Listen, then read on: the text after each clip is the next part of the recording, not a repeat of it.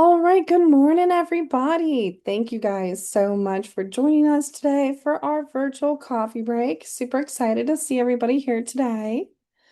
Before we get started, just a few housekeeping tips and reminders. If you have questions, type them in the chat or the Q&A window at any time. I'll try to answer these as we're going through the presentation, but for everything else, we'll have time at the end. You can also always email me at sales@tristaterestores.com. We're recording, and links to view the PDF and the presentation will be sent to you guys tomorrow through your Zoom email. For everything else, visit our website or check out our YouTube channel at Tri-State Restores. 10 lucky attendees today are going to take home a $5 caffeinated surprise. Stay to the end and find out how. After the coffee break, please let us know what you'd like us to talk about in our next coffee break. The next one will be the last Wednesday of the month, as always, June 24th. If you like this presentation, we highly encourage you to share these with colleagues, with residents, with insureds, anybody that could benefit from this information. We love to make sure that everyone is staying safe out there. And stay to the end, one lucky attendee will take home a $50 Amex gift card. So who we are. We are your local family-owned established firm. Tri-State is an independent commercial and residential disaster recovery expert based here in the Washington, D.C. metropolitan area. We specialize in mitigation, remediation, removal, cleanup, and restoration efforts of both large and small water, fire, mold, biohazard, lead, and odor caused damages. Our company's mission is turning disaster into peace of mind because we're committed to easing the burden of handling your property disaster through providing you with the best customer experience and services possible.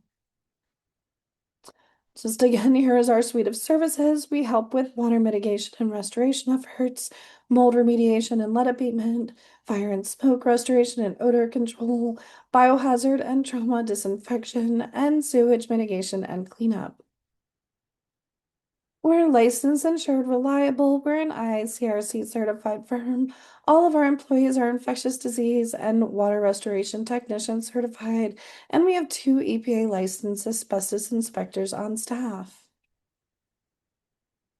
So let's get into it, guys. The chain reaction, electrical red flags that lead to property damage. And as you guys know, we love to be interactive here, so fire up those fingers and go to the chat here. I'd love to hear from you. Tell me one thing you know about electrical safety, or what's one way you can stay safe around electricity. Let's see what you guys got. And then at the end, we'll see what we all learned. Good morning, Robin. Good morning, Leo.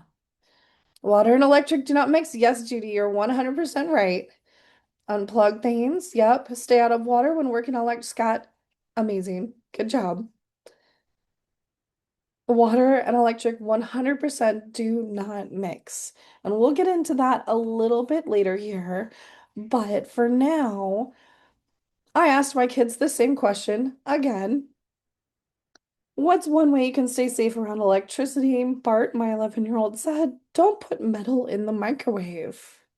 So let's see what happens when we put metal in the microwave. Is it possible to put metal in a microwave oven?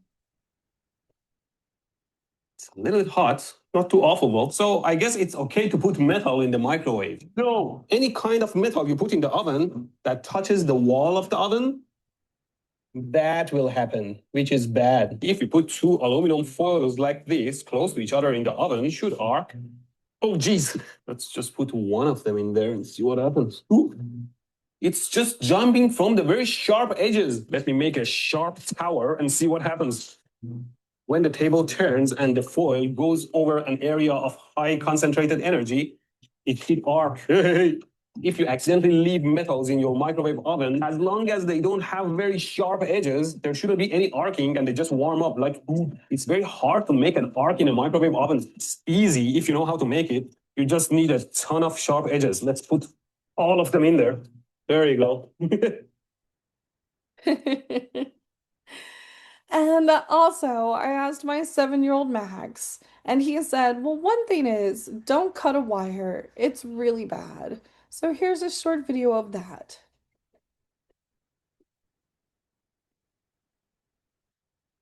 That's pretty bad. One important thing about electrical safety is ensuring power is turned off before handling electrical equipment. Yes, Jackson, you're 100% correct. Make sure everything is powered off before handling electrical equipment.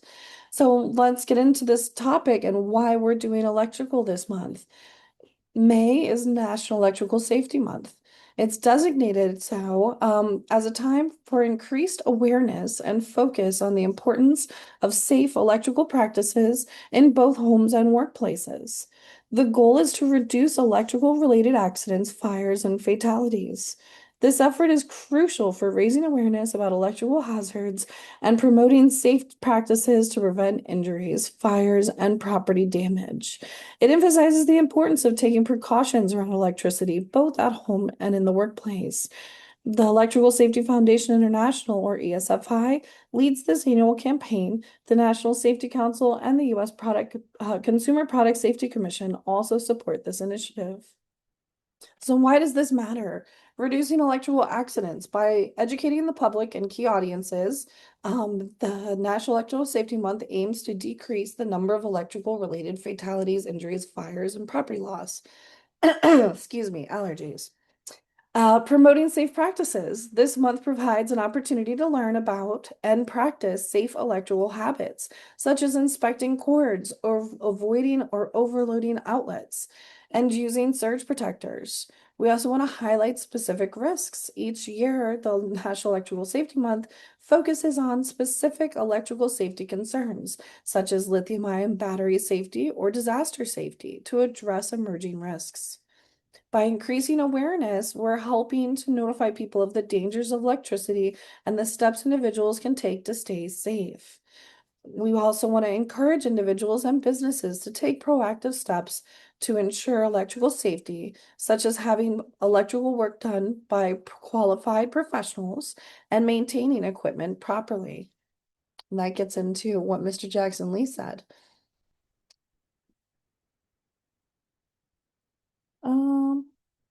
All right, so how many people here today have been electrocuted? Don't be shy now. Share your answers in the chat.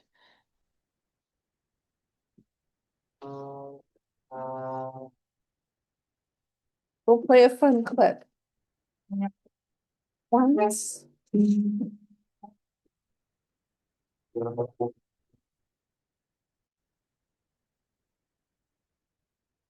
That's an electric fence before. Oh my goodness.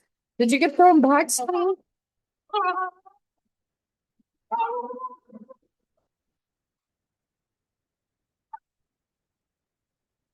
Oh wow.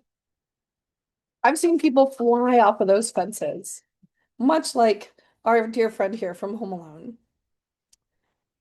Even seemingly low voltage electricity like static can be dangerous if it causes a significant flow of current through the body. Serious consequences like burns or even heart rhythm disturbances can occur. You've been shocked? Yes. I think we all have been shocked at some point or some degree. I was zapped by lightning strike. Oh my goodness, Paul, that's crazy. Enough current in the air to arc my finger. Wow. How many people here have been affected by an electrical fire? This is just an example here of an electrical fire that we assisted with. This was an electrical fireplace that caused an absorbent amount of damage. A ceiling light in a rental installed improperly and wouldn't. Oh wow. That's crazy. So every time you go to turn on the ceiling light.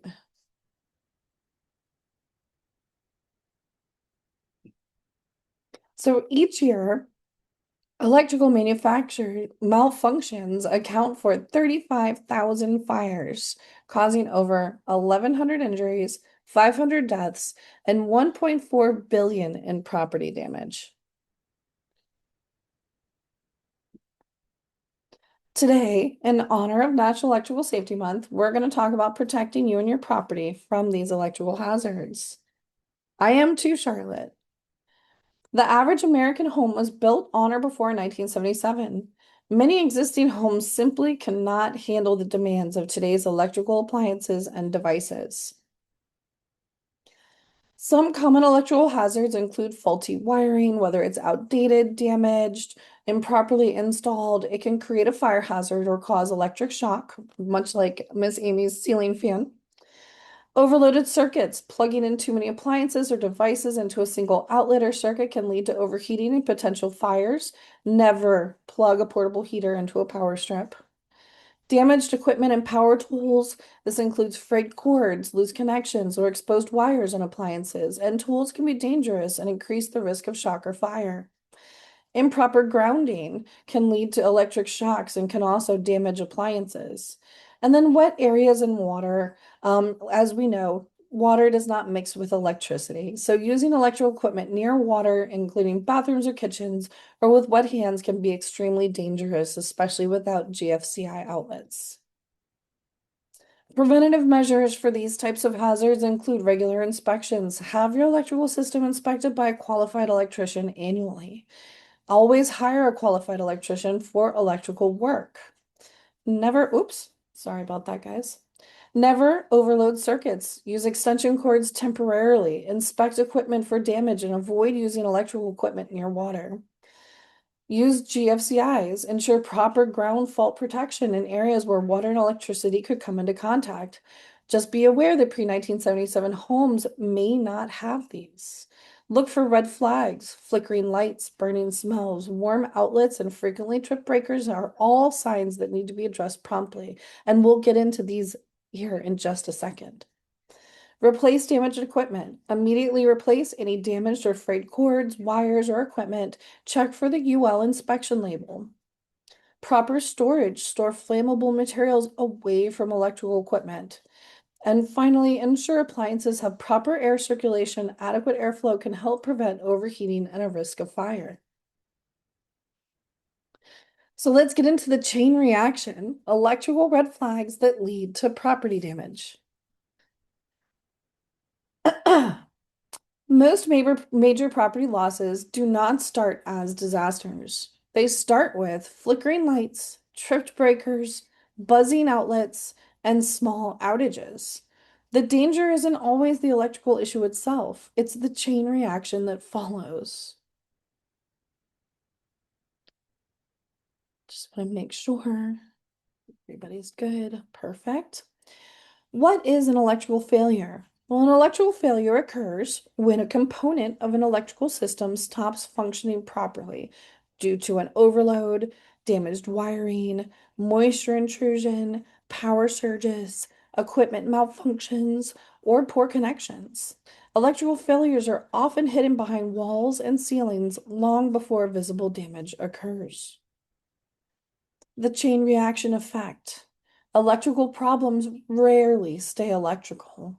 They often lead to flooding, fire, smoke damage, mold growth, HVAC failure, and business interruption.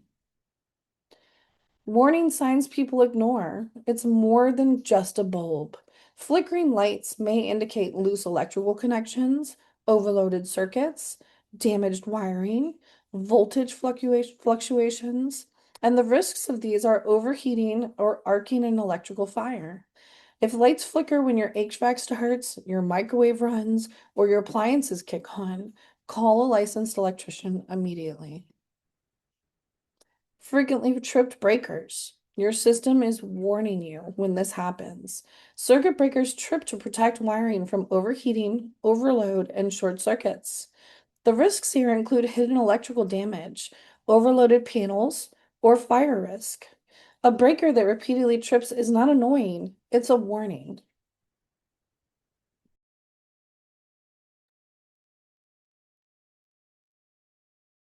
Buzzing or humming outlets. Electricity should be silent.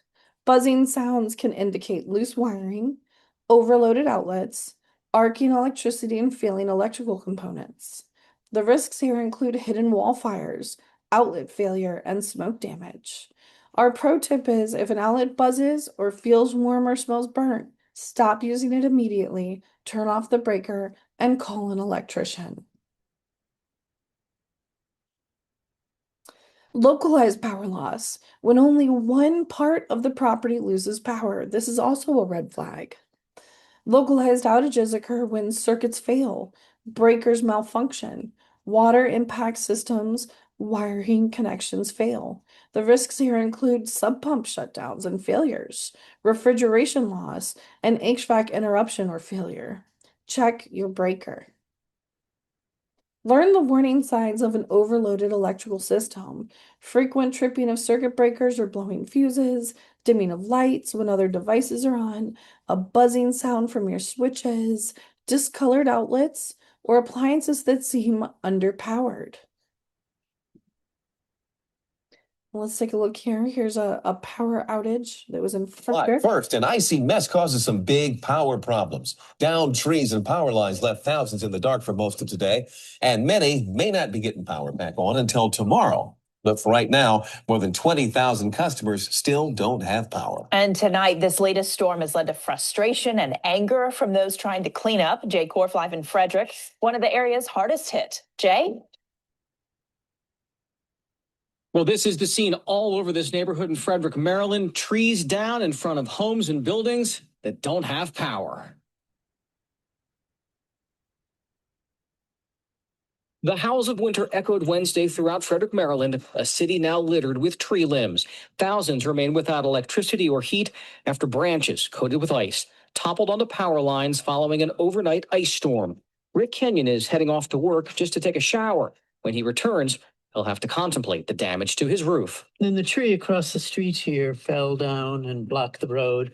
And then another tree at the neighbor's house fell on my house. I don't think it did any damage, but we'll have to see. Potomac Electric officials say power outages are so widespread in the region that the utility company right now cannot provide restoration estimates.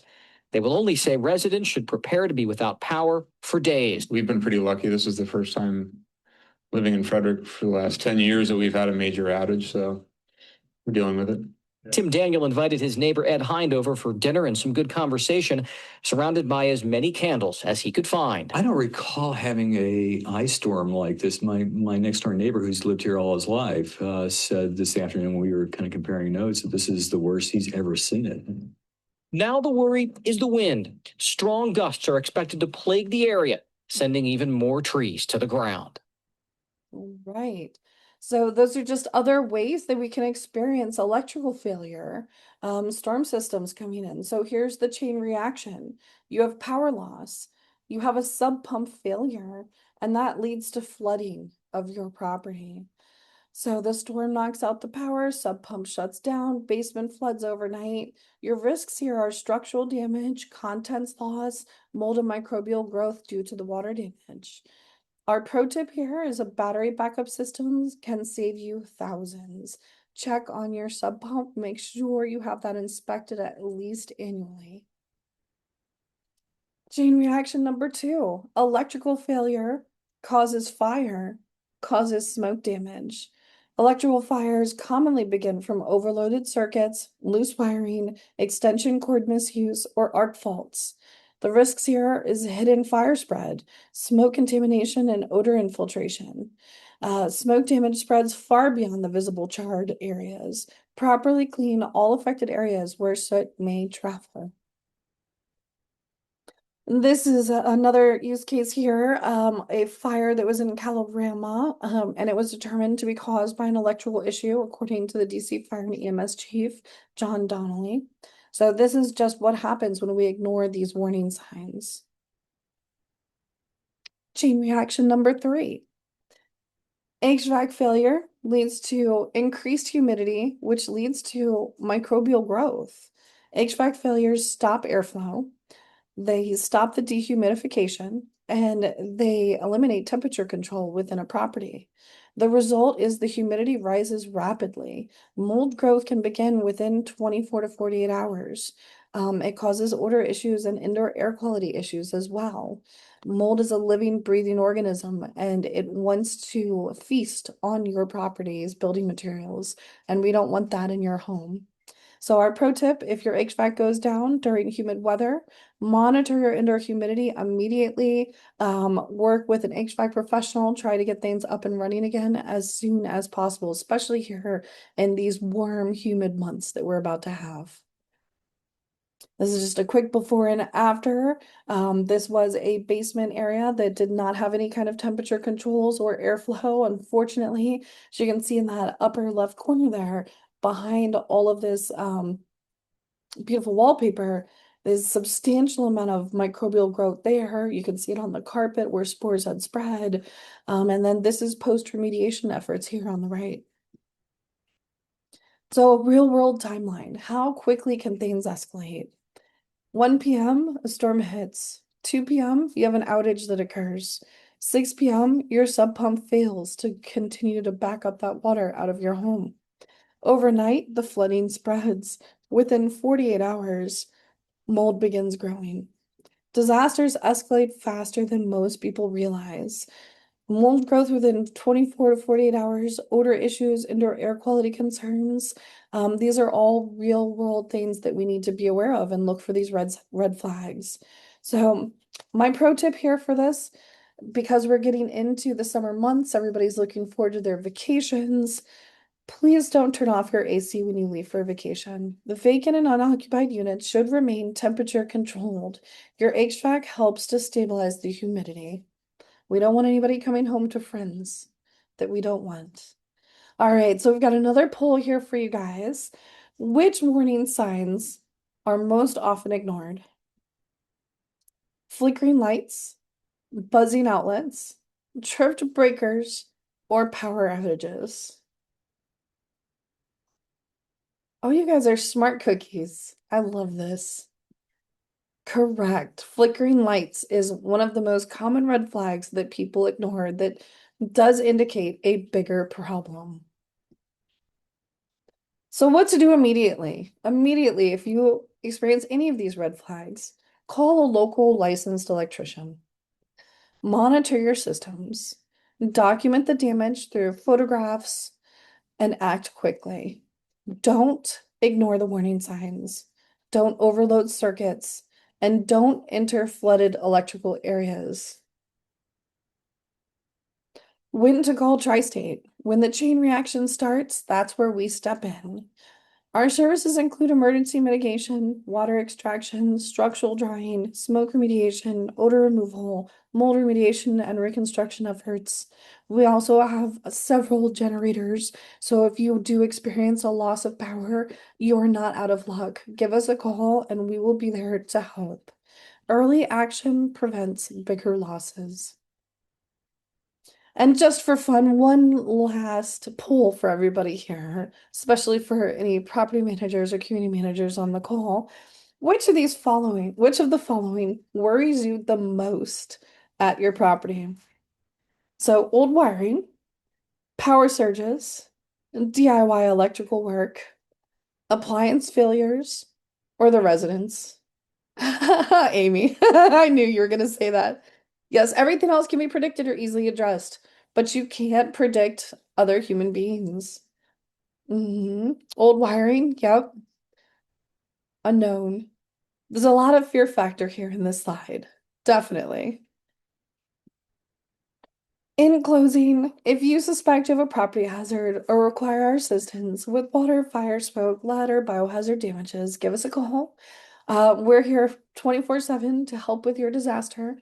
Even if you just need a lifeline, advice, have questions, give us a call. We're here for you to help get you on the right track. So let's open it up for questions. If anybody has any questions, yeah, don't DIY repairs 100%, especially with electrical. Tube and knob wiring in old houses, yeah. Right. So I do want to keep everybody moving. I want to be respectful of your time. We're coming up here on 11 o'clock. If anybody has any questions, feel free to type them in the Q&A window or the chat. I'll try to get to them before we leave, but I want to make sure we are awarding our prizes here. So grand prize drawing time for today. We have a $50 Amazon gift card on the line, and I am going to go to number 54. Let's count. Hold on. 54 is the number today. Oh, well, that's just far out. Mr. Jim Livingston, I didn't even know you were on this coffee break. You just won yourself a gift card. Congratulations for being lucky number 54. Jim Livingston, I will get in touch with you after today's coffee break and we'll get you that gift card out to you. Congratulations, sir. Let's get you some confetti action. We got this. There we go. All right, now time for what everybody is waiting for. Let the floodgates open. Tell me one thing you learned about today's presentation. Electrical issues should not be ignored, frayed, old, etc. Correct. I did not know about buzzing outlets. Domino type impacts from electrical fire can lead to expensive effects, like a sub pump failure leading to flooding. Yes, yes, yes. Battery backup system saves thousands. Yes. Always employ a professional. Correct. Electrical issues should not be ignored. Do not plug space heaters into a power strip. Yes, Amy. Correct. Fire breaker trip is a warning.